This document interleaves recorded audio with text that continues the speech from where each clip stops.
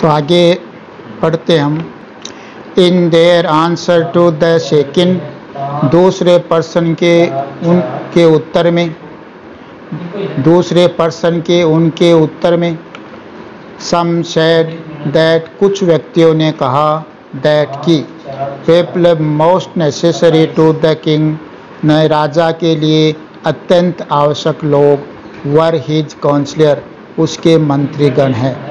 राजा के लिए अत्यंत महत्वपूर्ण अत्यंत आवश्यक लोग उसके मंत्रीगण हैं। अदर सेड, अन्य व्यक्तियों ने कहा द प्रिस्ट, यानी पुरोहितगण हैं। A few others chose the doctor, और कुछ अन्य लोगों ने चिकित्सक को चुना, यानी जो चिकित्सक लोग हैं, डॉक्टर लोग हैं, उनको चुना। एंड, और यट, फिर भी।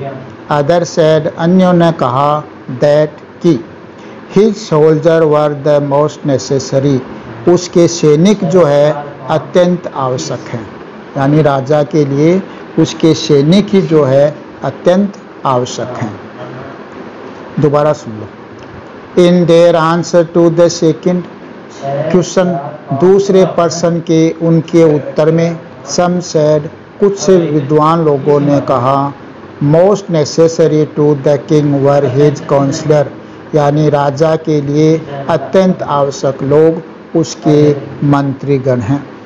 अदर सेड, अन्य व्यक्तियों ने कहा प्रिस्ट, यानी पुरोहितगण हैं, पुजारी हैं। A few others chose the doctor, कुछ अन्य लोगों ने चिकित्सक को चुना। एंड यट, और फिर भी। अदर सेड, अन्य ने कहा दैट की his soldier were the most necessary, उसके जो सैनिक हैं वो ही अत्यंत आवश्यक हैं। टू द थर्ड क्वेश्चन, तीसरे पर्सन के उत्तर में सम सेड साइंस, कुछ ने विज्ञान को। अदर चोज फाइटिंग, और कुछ ने युद्ध लड़ने को, यानी लड़ाई को चुना। एंड यट, फिर भी।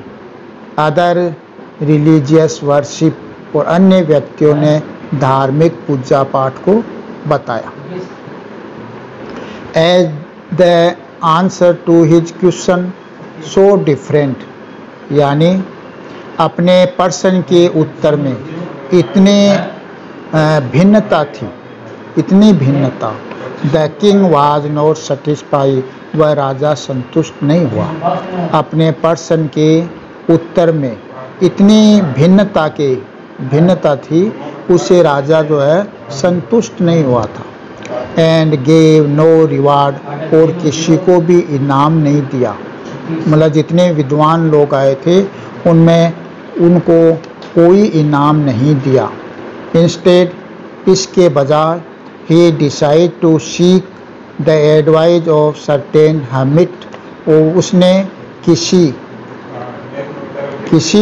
तपस्वी की सलाह लेने का निश्चय किया। यहाँ टीक माने प्राप्त करने का या सलाह लेने का निश्चय किया। Who was widely non for his wisdom, जो अपनी बुद्धिमत्ता के लिए दूर दूर तक जाना जाता था। इसके बजाय राजा ने उसने किसी तपस्वी की सलाह लेने का निश्चय किया जो अपनी बुद्धिमत्ता के लिए दूर दूर तक जाना जाता था। The hermit lived in a wood, वह तपस्वी एक जंगल में रहता था। which was never left, उस जंगल को उसने कभी नहीं छोड़ा, उसी में रहता था। he saw no one, वह किसी को नहीं देखता था। इसका मतलब वह किसी से नहीं मिलता था। but simple people, केवल साधारण लोगों के सिवा, वह साधारण लोगों के सिवा किसी से नहीं मिलता था। एंड और so the king put on ordinary cloth, इसलिए राजा ने जो है साधारण कपड़े पहने। Before he reach the hermit's हट, और वह राजा, ही किसके लिए है? राजा के लिए। राजा या वह तपस्वी तपस्वी की कुटिया के पास पहुंचने से पहले the king left his horse with his bodyguard. राजा अपना घोड़ा जो है अपने अंगरक्षक के पास छोड़ दिया।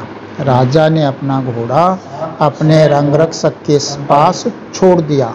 एंड वेंट एंड अलोन, और अकेला चला गया। As the king came near the hermit's hut, जब राजा जो है उस तपस्वी के पास पहुंचा। He saw the hermit digging the ground in front of his hut. उसने उस तपस्वी को अपनी कुटिया यानी अपनी झोंपड़ी के सामने जमीन को खोदते हुए देखा या पाया। उसने तपस्वी को अपनी झोंपड़ी के सामने जमीन को खोदते हुए पाया। He greeted the king, उसने राजा को प्रणाम किया यानी राजा का अभिनंदन किया। एंड कंटिन्यू डिगिंग, और लगातार जमीन खोदता रहा यानी उसने जमीन को खोदना जारी रखा। उसने राजा का अभिनंदन किया और जमीन को लगातार खोदना जारी रखा। The hermit was old and weak, वह तपस्वी वृद्ध और कमजोर था। और एज ही वर्कड, जब उसने काम किया, ही ब्रीथड हेवीली, तो उसने क्या भारीपन से सांस लिया यानी उसने रुक रुक नहीं, जोर जोर से सांस लिया। हेवीली, उसने जोर जोर से सांस लिया। कि वह कठिन परिश्रम किया तो उसने जोर जोर से सांस लिया। The king went up to the king, वह राजा, किंग नहीं यहाँ hermit होना चाहिए, वह राजा सन्यासी के पास गया। एंड सेड, और कहा, I have come to you wise hermit to ask you the answer 3 question. उस राजा ने कहा, बुद्धिमान तपस्वी, मैं आपके पास 3 प्रश्नों के उत्तर जानने आया हूँ। बुद्धिमान तपस्वी, मैं आपके पास 3 प्रश्नों के उत्तर जानने आया हूँ। हाउ कैन आई लर्न, मैं कैसे जान सकूँ। To do right thing at the right time, यानी सही कार्य को सही समय करने के लिए, यानी मैं ये कैसे जान सकूं कि सही कार्य को सही समय करने के लिए। Who are the people I need most, कौन कौन से व्यक्ति जो है मेरे लिए अत्यंत आवश्यक है। कौन से व्यक्ति जो है आई नीड मोस्ट, वो मेरे लिए अत्यंत आवश्यक है। एंड और what affairs are the most important, कौन कौन से काम जो है सर्वाधिक महत्वपूर्ण है या अत्यंत महत्वपूर्ण है। कौन कौन से कार्य जो है अत्यंत महत्वपूर्ण है। The hermit listen to the king, उस तपस्वी ने राजा की बात को ध्यान से सुना। बट लेकिन डिड नॉट स्पीक, लेकिन कुछ नहीं बोला। ही वेंट ऑन डिगिंग, उसने खोदना जारी रखा।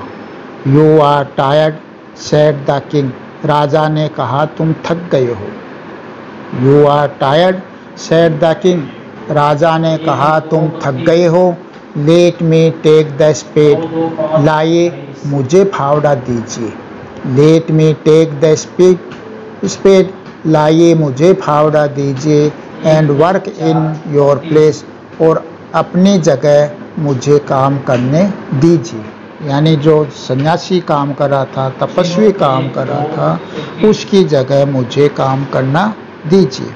थैंक्स सेड द hermit, उस तपस्वी ने giving the king his spade, अपना फावड़ा राजा को देते हुए कहा धन्यवाद। सन्यासी ने अपना फावड़ा राजा को देते हुए कहा धन्यवाद। देन तब he sat down on the ground, वह जमीन पर बैठ गया। कौन? तपस्वी। दोबारा सुन लो यहाँ से। He went to the hermit. The king went to the hermit. वह राजा सन्यासी के पास गया and said, कहा, I have come to you wise hermit. बुद्धिमान राजा, मैं आपके पास to ask you answer 3 questions. 3 प्रश्नों के उत्तर जानने आया हूँ। बुद्धिमान राजा, मैं आपके पास, बुद्धिमान तपस्वी, मैं आपके पास 3 प्रश्नों के उत्तर जानने आया हूँ। How can I learn to do right thing at the right time? यानी सही कार्य को करने का सही समय क्या है, मैं कैसे जान सकूं? Who are the people I need more? कौन कौन से व्यक्ति मेरे लिए सर्वाधिक आवश्यक है? And what affairs are the most important? कौन कौन से कार्य अत्यंत महत्वपूर्ण हैं? The hermit listened to the king. उस तपस्वी ने राजा की बात ध्यान से सुनी, but didn't speak. लेकिन कुछ नहीं बोला। He went on digging. उसने खोदना जारी रखा। You are tired, said the king. राजा ने कहा, तुम थक गए हो। Let me take the spade. लाइए मुझे फावड़ा दीजिए और वर्क इन योर प्लेस, और अपनी जगह काम करने दीजिए। Thanks, said the hermit, giving the king his spade. उस तपस्वी ने अपना फावड़ा राजा को देते हुए कहा, धन्यवाद। Then तब he sat down on the ground. वह जमीन पर बैठ गया।